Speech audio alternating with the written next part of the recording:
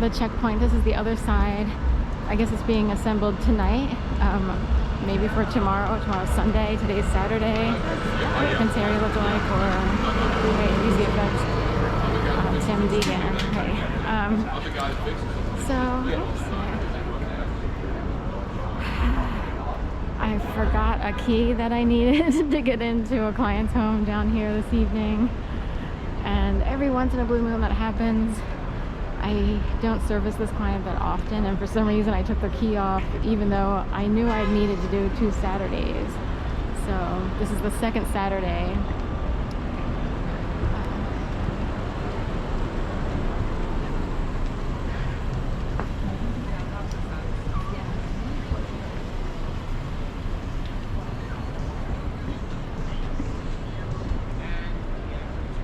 So I knew I was supposed to do 2 Saturdays. This is the second Saturday, so I don't know. So he made them turn on time.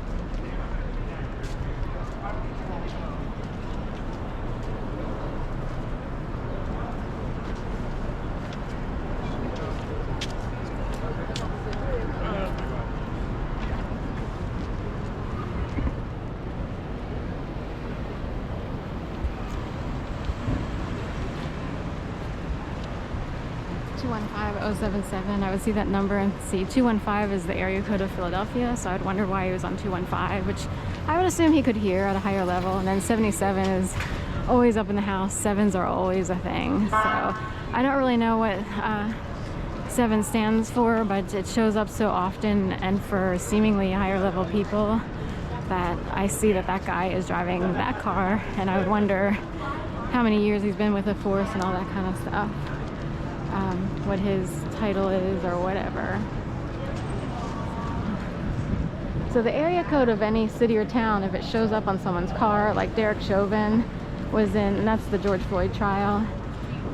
His car number was 320, and that's one of the area codes of Minneapolis. And boom, what's going on? So just leave it at that. Yeah, it was a really sad, tragic story all around, but I'm kind of curious if he was on someone's phone lines a little too much and made the wrong decisions, if he was used by someone else to make the wrong decisions. Do you see what I mean?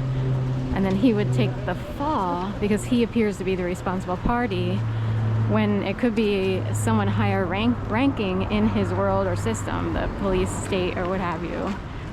And he's on the 320 line, sorry. And that is, in fact, one of the area codes for Minneapolis, Minnesota. Check out, you know, other numbers in your life. I mean, all of us have our phone numbers. Obviously, we have our area codes come first. But is it on your license plate? And I would actually wonder if I could get a new license plate if the area code of the city I lived in showed up on my license plate one way or the other. I would actually consider it. So I would check with my, you know, angels in the sky. I have 215 on my license plate. Should I totally change my license plate, or what should I do?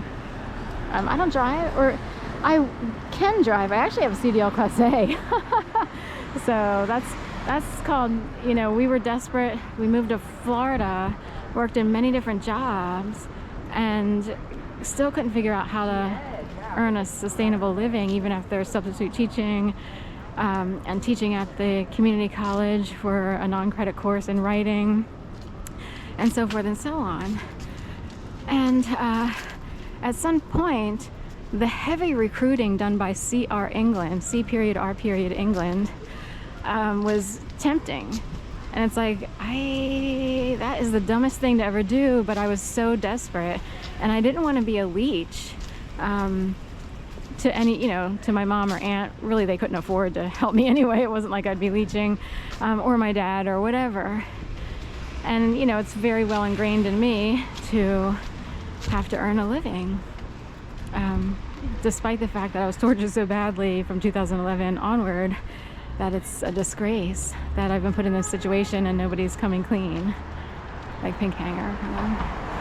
Yeah. So anyway, that's why I'm out here now with this, to expose all the people who participated in gang stalking. So this is part of the recuperation plan, I guess. But I actually wound up signing up to go to trucking school. I learned all that, took all the tests at DMV before being accepted to even go. Can you believe that? Then took a Greyhound bus, and never do this. Never ever take a Greyhound bus across the United States. That's the biggest mistake you could ever make.